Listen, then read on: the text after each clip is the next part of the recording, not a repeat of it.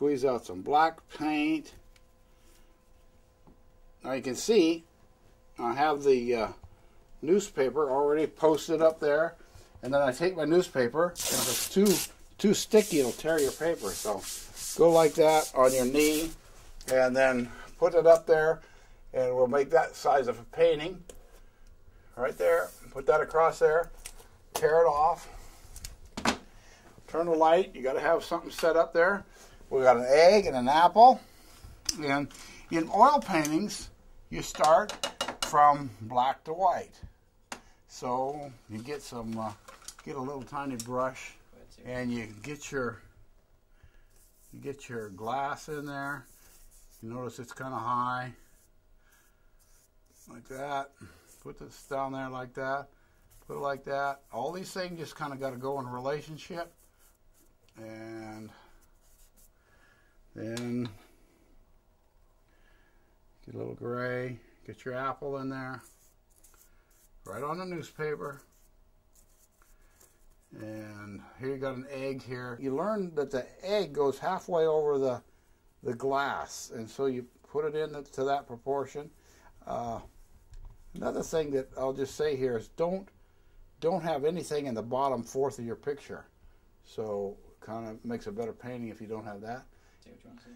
Okay, then in oils you go from dark to light. I don't have any real darks here, but everything's kind of a gray. So put that in, get that all grayed in here, everything. The lightest part is that egg down there. See that egg? So we'll put that in here. And you got to squint your eyes. You remember Monet was a great painter because he was nearly blind and everything held together. So you don't have to have good eyes to be a painter. Take off your glasses is a good way to learn to paint. That way everything kind of holds together. And one thing my teacher would always say to us, if you want something easy, be a brain surgeon. Being a painter is so frustrating, very hard, and the better you get, the worse you think you are. And another thing is, remember this, if you don't remember anything else, you got to paint the dog first, and then you paint the fleas, okay? In other words, all those little tiny things that you know, are fun to put on, the eyelashes and put those little pupils in the eyes, that all has to come at the end. You remember, set a timer. You only got an hour to paint this thing. So get all the grays in here. Okay, when I squint my eyes, there's not a lot of real big darks and lights, but then I got to get the whole thing covered. But on that apple, you remember, there's a light side of that apple, and then there's a dark side that's a tiny bit darker than the background. So you get in the darks and the lights and the shadows. Here we go with the whitest of the white. That's the last thing I'm doing. And the light spot on the apple, we'll have to show it by drawing. There's kind of a little dimple here for the apple. And just work on it. And your painting may only look like that after the first hour. Well, don't worry about it. Don't keep painting. Put it away, and then after you've done all that and you got that thing really pretty good, you'll come in and you'll put all those fun things that are put in there that make it really come alive. You put these highlights in. It's after you're done. Then that'll make it look like a real glass.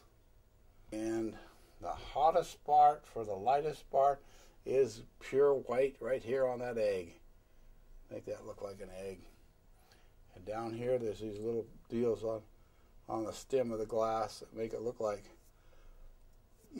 glass. Now you get you a little brush like that. Can you see that little brush there? And that's going to be kind of a contrasting. I'm going to do it in pure black, and just get your signature on there. But there you are. And then you sign it. There, I signed it, Gene. And then you got to take that masking tape off really, really fast. And if I've got enough of the tape off, it won't tear the paper. So let's see how good a job I did. There, it's not too bad. And I'm second here. I'm going to show you that it's not too bad, even an 8-minute painting. And if you got an hour on it, you'll do pretty good. But you got to quit. You got to quit at the end of the hour. And every time you paint 10 paintings in a row, you'll say, hey, maybe I can do that, because on your 10th painting, it'll get better. So right here, as soon as I can get this off, I'm going to show you what your first painting might look like after you've done it for, I don't know what I've got here for light, but that's what your first painting looked like. Now, the way I can teach you to be a good artist is say, hey, he's not very good. I can at least do that. Then I'm a good teacher. So there you are. See the signature and save that. And I've sold paintings like that for $100. So you'll pay for that tube of black paint and white paint. Well, thanks for being with me this day. Let me show you a few other things that I've done on newspaper. Give you an idea of what I've done. Now this is another one, probably about the same, but I did it on a piece of old canvas. It's kind of had a little coat of paint on it, but that's what an hour painting looks like right there. And it says, I don't know what it says, painting with my boy Isaac. So if you got kids, they're about 13, 14, they want to start painting. There's one just black and white. See, a beautiful painting in black and white, still beautiful. Here's one on just canvas. Here's a guy, a little bit of color there. There's a sergeant painting. Look at that. Isn't that beautiful? Just black and white. Paint silver. It's hard to paint, but you paint it halfway well, and you'll find out that it's still a beautiful painting. And there's one of holly, about Christmas time, a little bit of silver. There's my favorite bowl, flow blue glass, painted in black and white.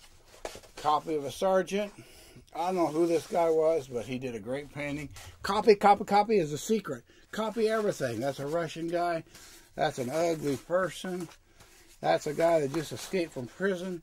And there's a black and white with an Indian. If you like cowboys and Indians, oh, that's great. Here's one on newspaper, black and white. And there's an Indian, only black and white with a little bit of red in it. A little bit of blue in it. Who's that? That's my buddy Mark Twain. That looks like one that my kid did, but maybe I did that. No, it says me, so I've got to take credit for it. And what's important in setting up what's important about setting up a still life? A still life, setting up a still life. Grab anything you got in your house. Don't spend a lot of time. Just get 3 things and put them down there. Here's little Abe Lincoln, real fast, and here's that thing on newspaper. See? Beautiful painting. Oh, paint a jar. Paint a fruit jar. You like that fruit jar painted with half full of water? There's a bunch of other things. There. Now, isn't that a nice painting? Try a fruit jar. That's the way a lid ought to look when you've done it. There's another one. And another one. Has Eskimo painted on a canvas. That's a little more color. I don't know what I copied that off of. Copied it off of something, probably a black and white. Beautiful. Just only 3 colors there. A little bit of blue, a little bit of red, and a little bit of ochre. 3 colors. That's what your last half have to be. That's color. That's just not very good.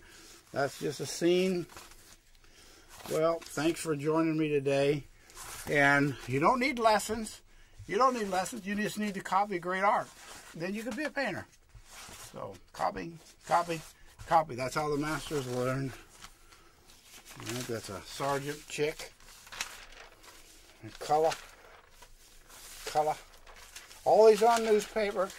Those are 3 colors. Remember? Ultramarine, Indian red, and yellow ochre.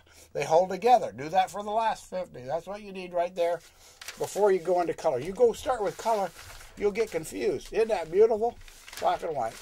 I've got everything here but humility, but I'm glad you joined me. Thank you.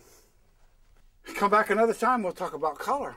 And maybe even show you how to do some wood carvings. Okay, glad you're here. Come back to Vashon Island, just knock on my door. I'll be here, thank you. And my webpage is www.geneamundsen.com, or you can call me, if I'm still here, 206-463-6333. Glad you joined us. Thank you.